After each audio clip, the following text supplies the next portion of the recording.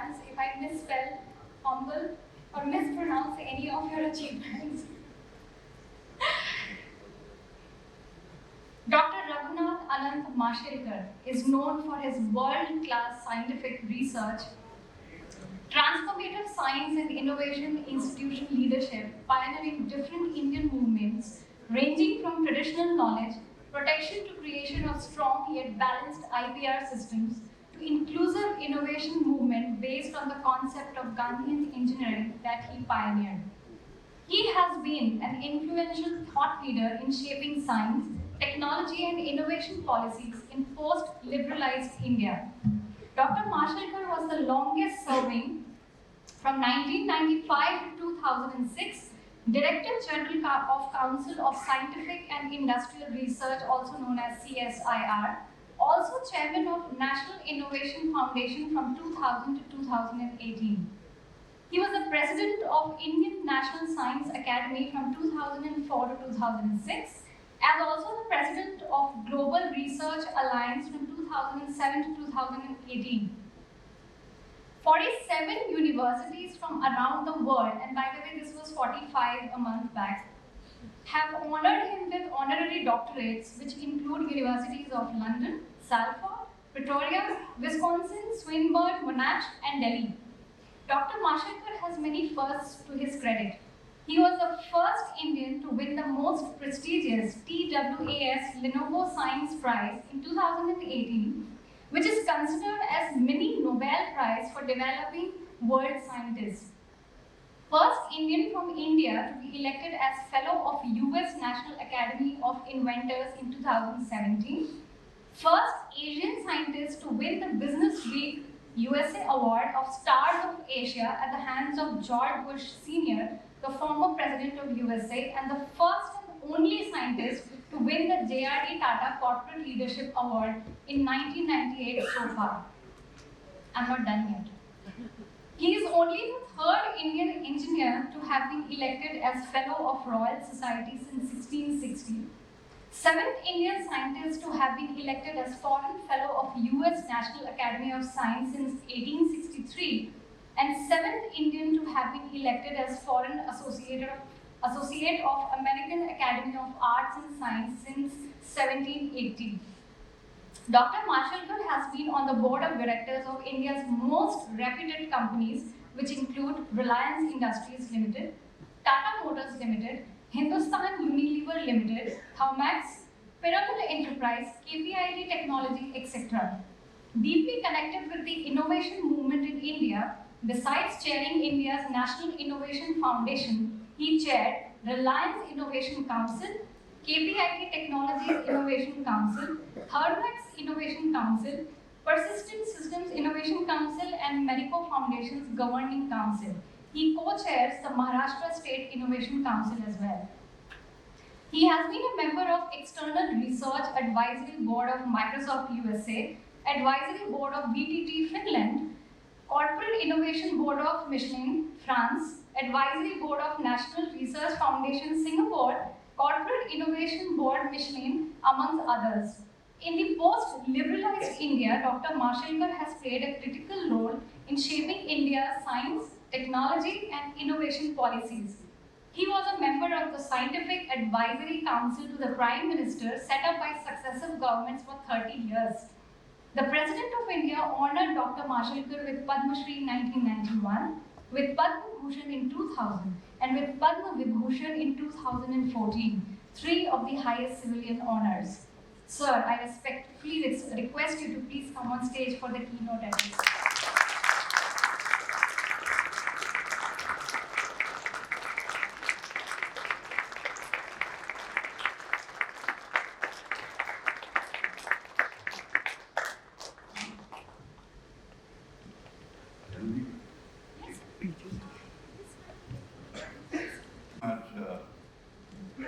This is a wonderful evening, a great evening of celebration. So let me first congratulate all the awardees. You have done us proud, you are exemplars. Let us show our appreciation with a huge collective applause for you.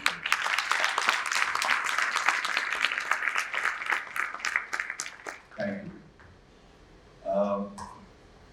First of all, I want to thank the senior leadership of Team DZTech, Manish, you, Jaideep, all of you. Actually, I won't read out all the names, basically. Really, it has been a special pleasure and an honor.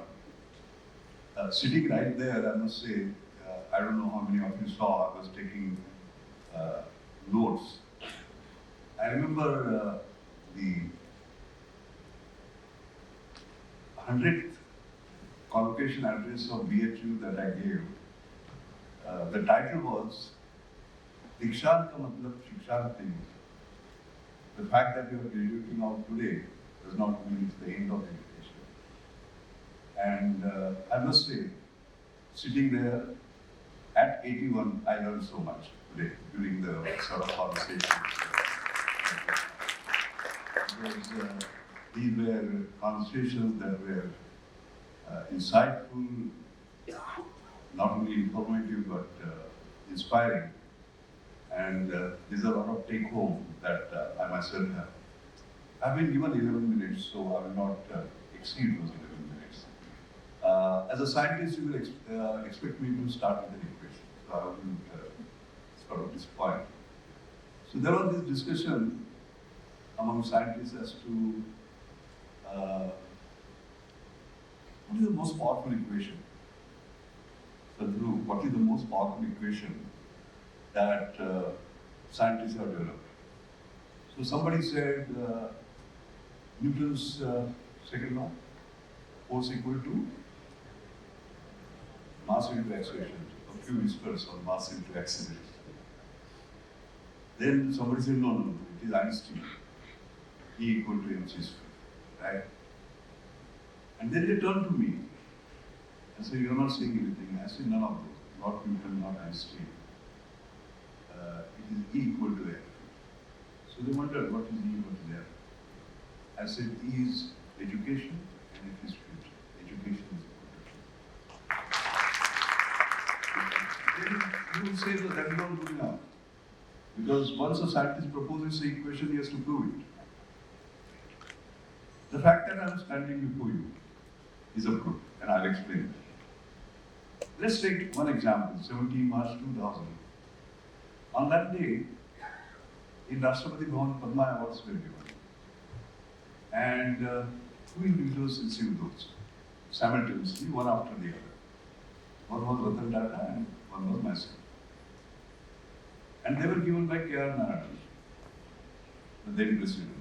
So you will say, how does that prove the equation? Now here it is. K.R. Narayan was born in a very poor family. His parents were so poor that they could not afford the tuition fee. So he would stand outside the class and take notes. He used to walk kilometers to his school. And then the magic happened in his life. He got the Tata Scholarship. And then he went on to become this. My case was not too dissimilar. I was born in a very poor family in a village called Mashelkar. My father died when I was 6 and my mother, who was illiterate, brought me to Mumbai in search of jobs. She did all sorts of jobs. 2 meals a day was a challenge. There were nights when I got hungry, gone to bed hungry, walked barefoot until I was 12, studied under street lights. In secondary school certificate exam, in Maharashtra state, I stood 11 among 135,000 schools, and still I was going to leave the school. And then the miracle happened. I got a Tata Scholarship, and then went on to study. Now just imagine on 17 March, a Tata scholar becomes a president and gives Padma Bhushan to Ratan Tata because of whom he got the scholarship, and gives it to another Tata scholar. That's me.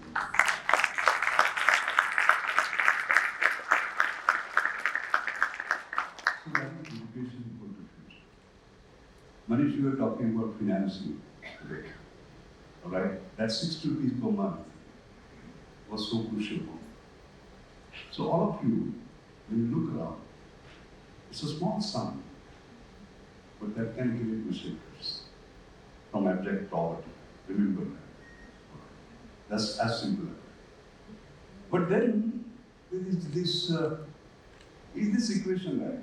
Equal. I don't think it is complete. Because you may have education, but you must have an opportunity. All right? How do you get that opportunity? In fact, if you add two numbers and one of the numbers is 0, it doesn't matter, isn't it? 11 plus 0 equal to 11. But if you multiply by 0, it becomes 0. So the correct equation is education into opportunity is equal to the future. So you have great education, you may be a PhD, you may be an MTech, you may be a BTech, and here is railways announcing LDC post, and that MTech applies for the LDC post. He's multiplying it by 0. We talked about employability. What is employability? Finally, it has to be a meaningful employment, gainful employment. And it's not just the fiscal income, the psychic income, realizing the potential. Are we doing justice to that when we talk about the kind of numbers that we have? I think we need to worry about that seriously. Talking about opportunity, I remember I was the president of National Innovation Foundation for almost 18 years, as was mentioned. And that was a foundation where we fundamentally believe that everyone is someone. And minds on the margin are not marginal minds, all right? So grassroots innovation is gone. The real guru is, of course, Professor Sanjay Gupta, whose name you must have heard, actually, Padma. So we were taking an interview in terms of selecting the Chief Innovation Officer. And I was looking at the CVs, and one of the CVs I saw was one was expert in branding. So I said, great. How do you brand my India? So he was good. He had branded a refrigerator. How do you brand that? So I said, I'll give you a hint. US claims itself to be a brand itself as land of opportunity. How do you brand India? That came the answer. He said, yes. India is a land of ideas. Now here's the good news and here is the bad news. India is a land of ideas and US is the land of opportunity. The challenge, Manish, is, as we have been discussing, how do we create India as a land of opportunity? All right? And that's what I think we need to think very sort of deeply about. I heard quite a lot about X generation, Y generation, Z generation, and so on and so forth. So let me add my own bit of confusion in your minds. I'm seeing the young generation in a different way because when we talk about employment, employability, future, education, etc., etc., we have to look at what these young people are. And one of the things you said is about the mindset. Oh, sorry, the attention span. 8 seconds, 9 seconds. I had some different numbers, but it was almost the same. So no issue we are talking about because actually what they are doing, as we know, either this or that, basically, it's the movie. So during COVID, a friend of mine, and I'm going anecdotal because each of the anecdotes has a lesson, and I'll give 3 or 4 and then sort of finish. So when Gujar was an 8-year-old, and his grandfather brought him to me. And he said, we have a problem with this child. I said, what is the problem? He knows everything. So I said, how can that be a problem? I said, sit down. What is your favorite subject? And he said, all subjects. Confident, young, 8-year-old boy. Huh? So I said, no, but still. He said, all subjects, you can test me on anything. Since it was COVID time, I said, I will test you on biology. So my first question to him, what is the difference between bacteria and virus? Perfect answer. I read the bar. I said, there is something called mutation. What is it? Correct answer. I read the bar. as a spike protein. What is it? Almost 80-90%. Not quite, but got it. Then we went to DNA. Now what happened, I had my iPad nearby, and there's a photograph. As we know, the Nobel Prize for discovering the double helical structure was given to Watson and Crick. And there was Watson and I were having breakfast together. There was a photograph. I said, who is he? He couldn't recognize. Then I said, Watson. That came the answer. Watson and Crick, which year they got the Nobel Prize. And also a third scientist who should have got it. Because it was her X-ray diffraction pattern which gave the clue of double helical. 8-year-old. And he has not gone to school for 1 year. Huh? Then I said, you know so much about Nobel Prizes.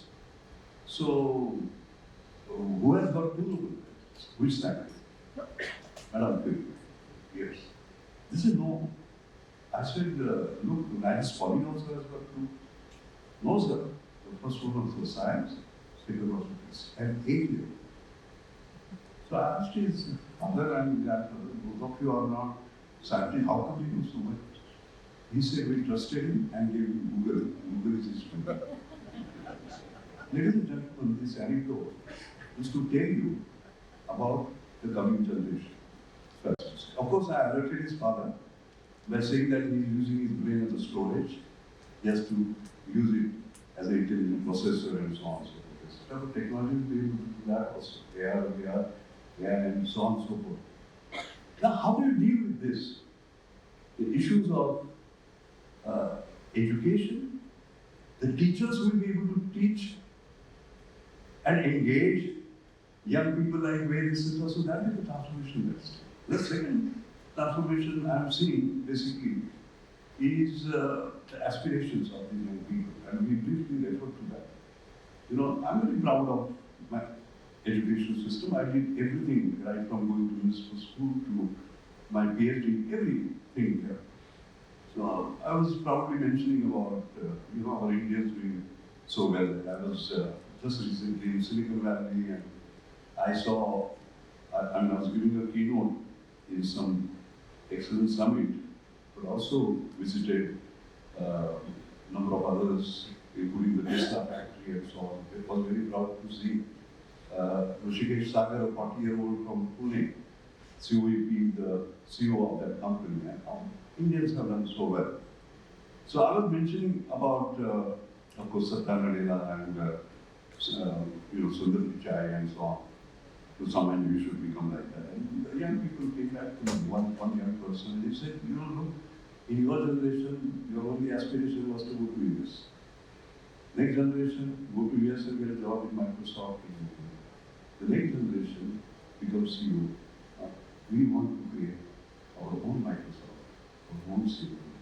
So when we talk about employability and employment for these young people with aspirations, there are huge responsibilities on us. We are not dealing with the ordinary. We are dealing with the extraordinary, empowered people who have been given access to that. So somebody mentioned about asymmetry.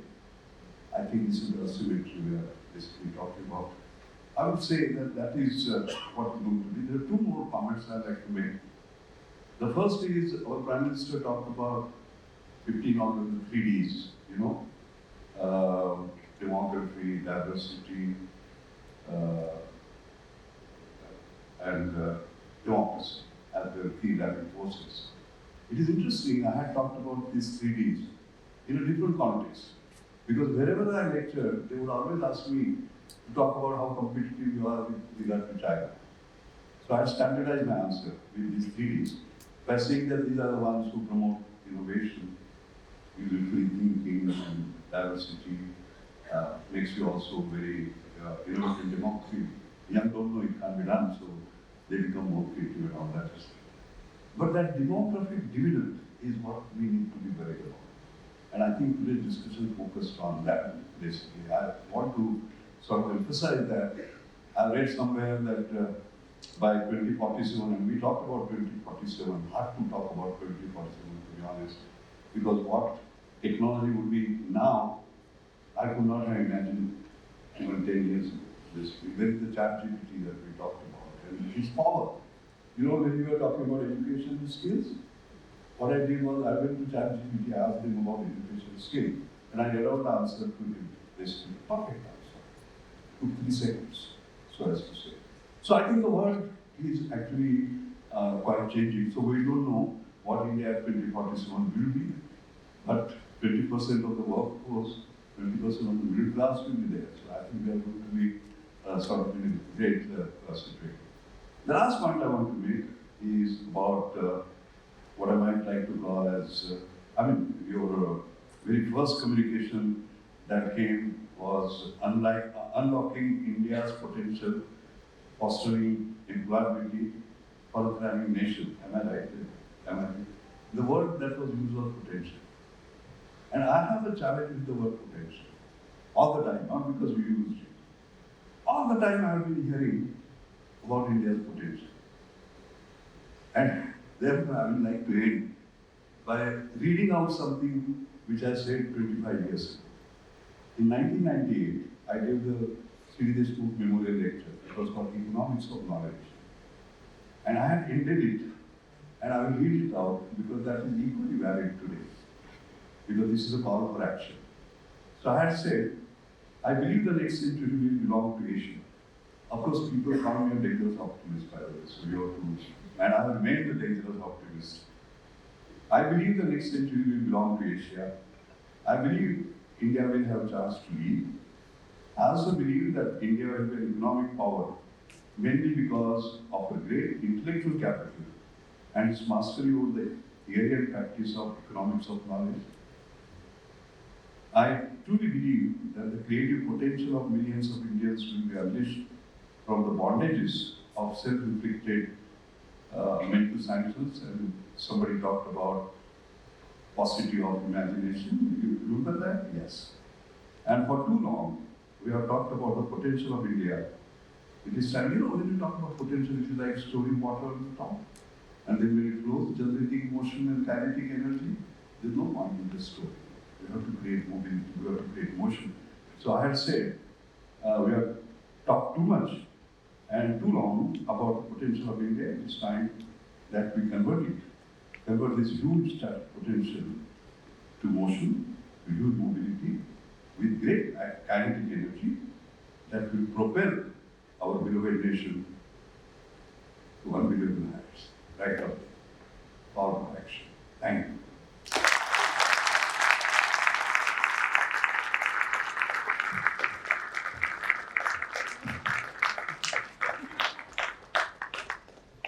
Thank you so much, sir, for your kind words. It's going to remain with us for a very, very long time.